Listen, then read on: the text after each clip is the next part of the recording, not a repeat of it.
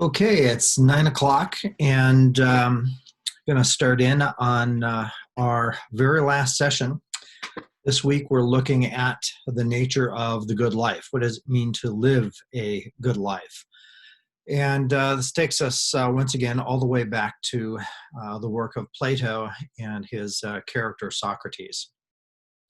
And of course, this is Socrates' main interest in what does it mean to pursue the good life. And for Socrates, the idea of philosophy, someone who is a lover of wisdom is a person who is automatically going to be a lover of the good. And this is because Socrates, at least as Plato presents him, is interested more in the idea of wisdom as opposed to knowledge. So anyone can achieve knowledge to a certain degree if you have the natural capacity. So you can be a very good mathematician and a very evil person. You can be a very good physicist and a very evil person. You can be a very good business person and an evil person. You could be a very good philosopher, at least in the 20th century, 21st century professional sense of philosopher, and a very evil person. Okay, but for Plato, you really could not, because a true philosopher is not going to be someone who is a professor at a university, and not just because that's anachronistic, but because someone who really loves wisdom is going to want to live their lives according to principles of goodness, and to do otherwise would be to be less than a philosopher. So he starts out with this, at least in the Republic, which is his most famous work. The question is it better to be a good person and suffer for it, what we would call unsuccessful justice, rather than to practice successful injustice? So so that's kind of the issue that is raised, and of course there's this character named Thrasymachus, and Socrates originally argues that, yeah, the good person is going to be better off because they're going to pursue justice. And for him, justice is not just simply a social notion. It's going to be more of a psychological issue. But Thrasymachus comes along and basically says, well, the problem that you have is that those who are in power make up the rules, and whatever they say is just. Whatever they say is right. And so might makes right is basically what Thrasymachus is saying. Okay. So for Thrasymachus, he kind of throws down the gauntlet, and then he calls Socrates a snot-nosed kid, and he says, basically, I've won. You really can't refute me. And that's the way the end of book one ends, and it's not very satisfying. So Plato continues this, and he says, well, let's consider something else. And so two of Socrates' students, Glaucon and Adeimantus, pick up the argument, and they say, well, we don't think you've really answered Thrasymachus very well, so let's see you figure something else out here. So Socrates tells the story of Gyges, and so there's this shepherd named Gyges, and he finds a ring, and the ring is in a cave, and once he puts the ring on, it makes him invisible. So you might start thinking, well, this sounds a lot like Tolkien's Lord of the Rings, and it's not dissimilar, let me just say that. And of course, Gyges puts the ring on, he becomes invisible, he can find things out, and eventually he works his way up. So he murders the king and marries the queen, and he is in charge. So isn't it better to be Gyges, the guy who finds the ring and has all this power, doesn't get caught? Why can't, why shouldn't we do this? The easy answer is to say, well, there are no magic rings that turn you invisible. And, that's true, but it's not very helpful.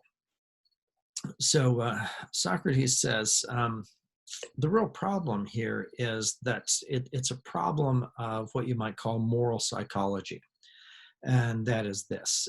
He's going to basically say immoral people are not going to be happy. Uh, they're going to be worried, and most importantly, they're going to be what you might call disintegrated. They're going to find themselves at war with themselves. So, in order to solve this problem, how do you become an integrated self? Plato argues that there are three parts to your soul. There's the rational soul, there's the emotional soul, and then there's your appetitive soul. And they are located according to your head, your heart, and your groin, okay, for these three elements. And he says, to be a truly happy person, reason has to control the other two, because if reason doesn't, then your appetites are going to ruin your life because they're going to be out of control. So consider this. Consider someone who has an addiction. So they're alcoholic, or they have some kind of drug addiction or something like that. Their desires control them, and they're not happy. Okay. And they know they're not happy. And so they find this principle that's really undermining them. So how do these people become happy people? Well, the only way they can become happy is when they get control over themselves. So an unhappy person is a person who is really, in a sense, out of control. So Socrates is going to tell you that the only really happy people are people who have reason controlling their appetites and controlling their emotions.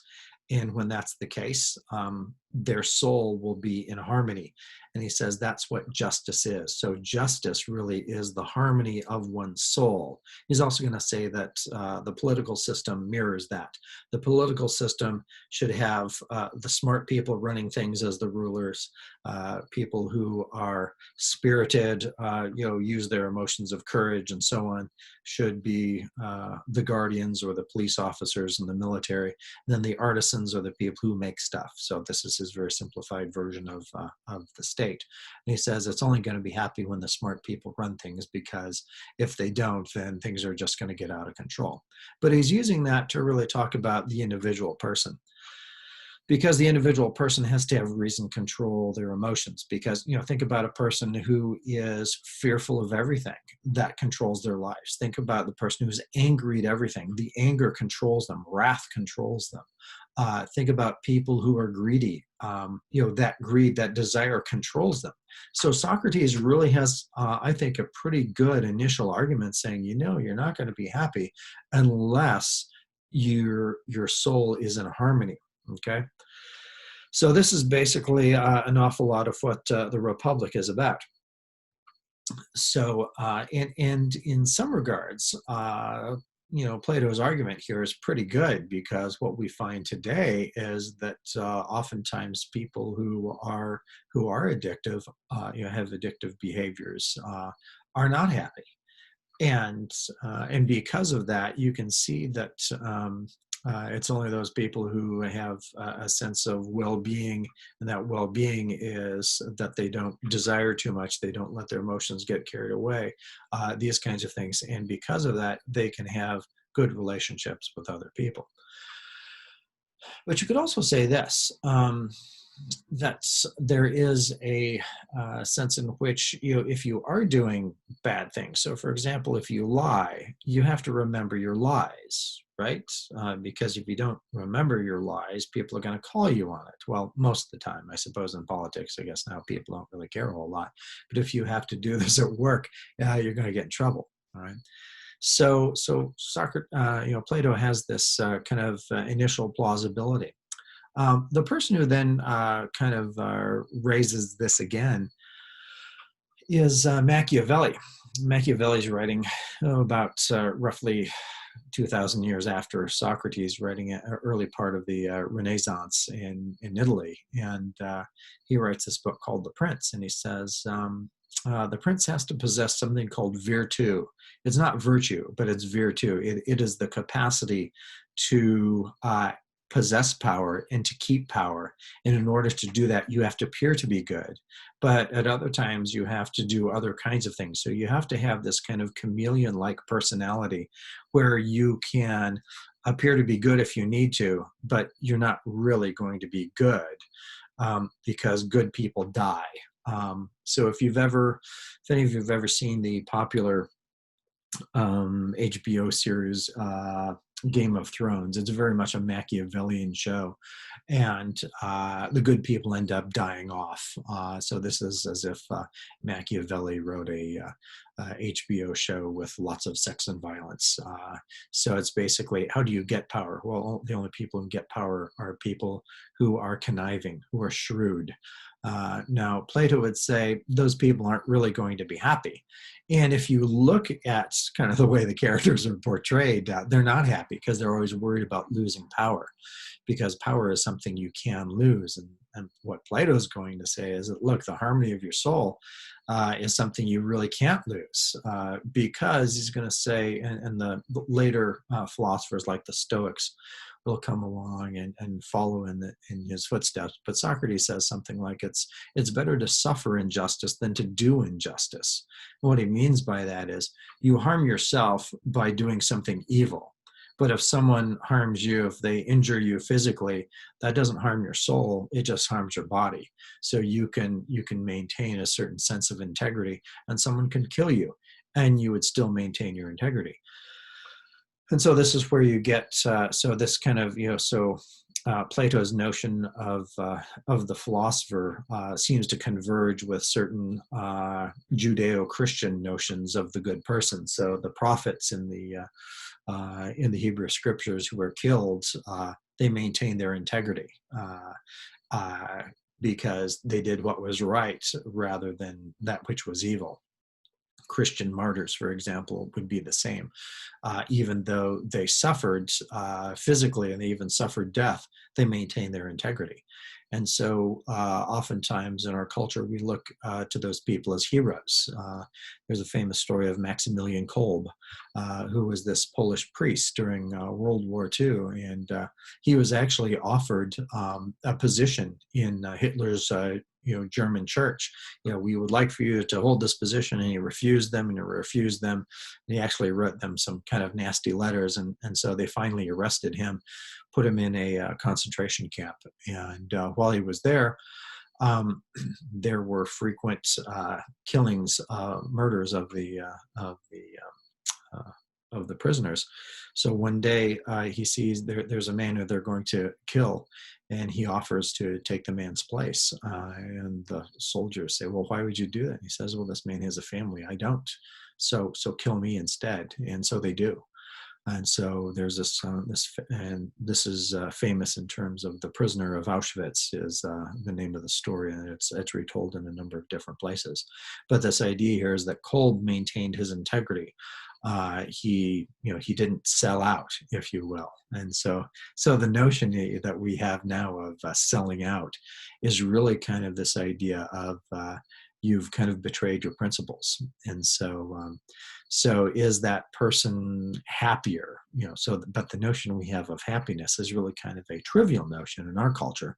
The notion we have of happiness today is kind of this notion of, did you get what you wanted for Christmas? That kind of notion of happiness. But that's not at all what it means for someone like Plato or Aristotle or St. Augustine or Thomas Aquinas.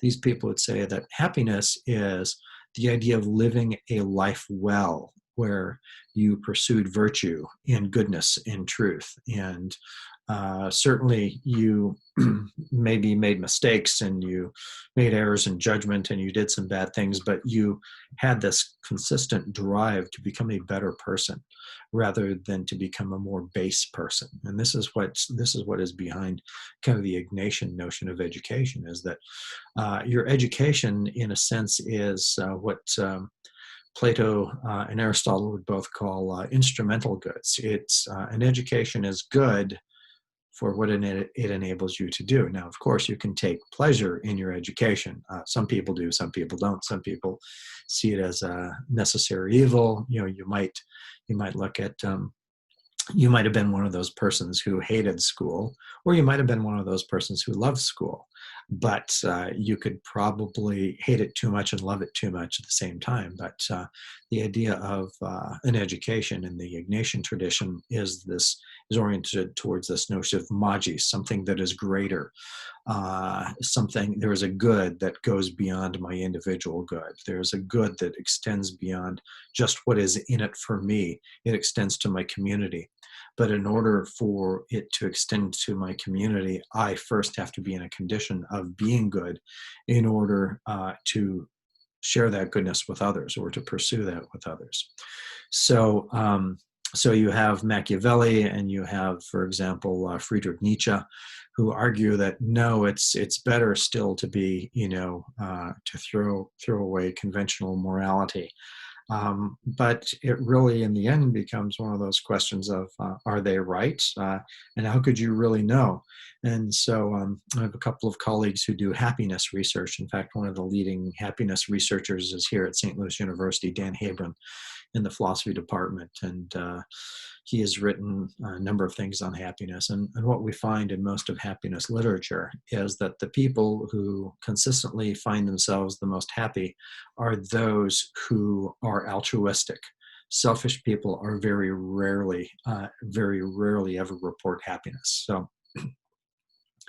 So there's a very famous philosopher. Well, she's famous, but she's not a very good philosopher. Her name is Ayn Rand. And Rand wrote some novels, Atlas Shrugged, The Fountainhead, and a couple of others. But her main work is called The Virtue of Selfishness. And so she lauds being selfish and says that's really important. You shouldn't give away your good to anyone else. And it's interesting that she was one of the most unhappy people of the last 100 years or so. So apparently that didn't work out so well for her.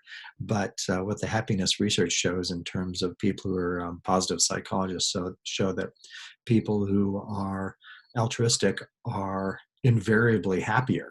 So there is empirical evidence that shows that being kind to other people makes you happy. Being selfish does not. And so you get into something that they call the paradox of happiness, and that is this.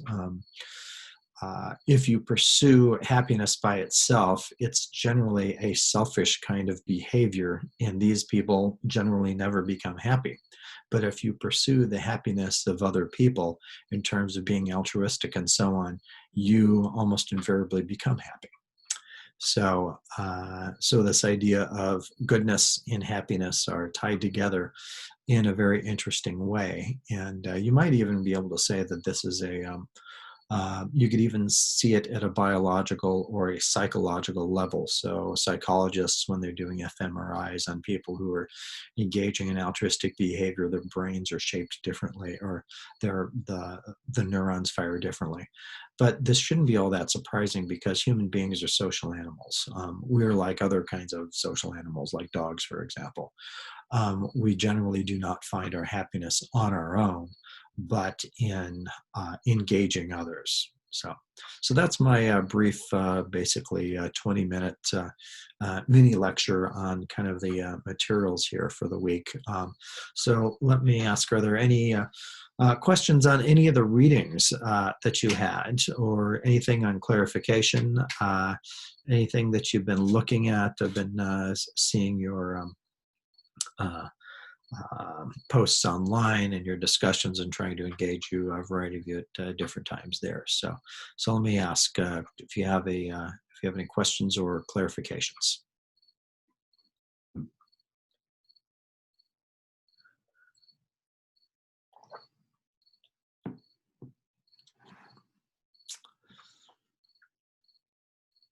Okay, Jessica, that thumbs up means I guess you're good, or you want to ask? Oh, Thomas, do you have a question?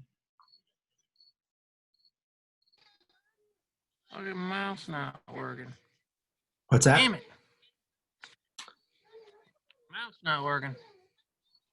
Okay, I can hear you now, Thomas.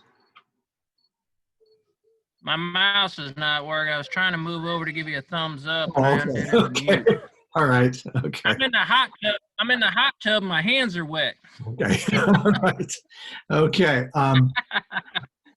Well, there's not much I can do about that for you. So, all right. Well, if you all are good, then I won't go into any more detail on it.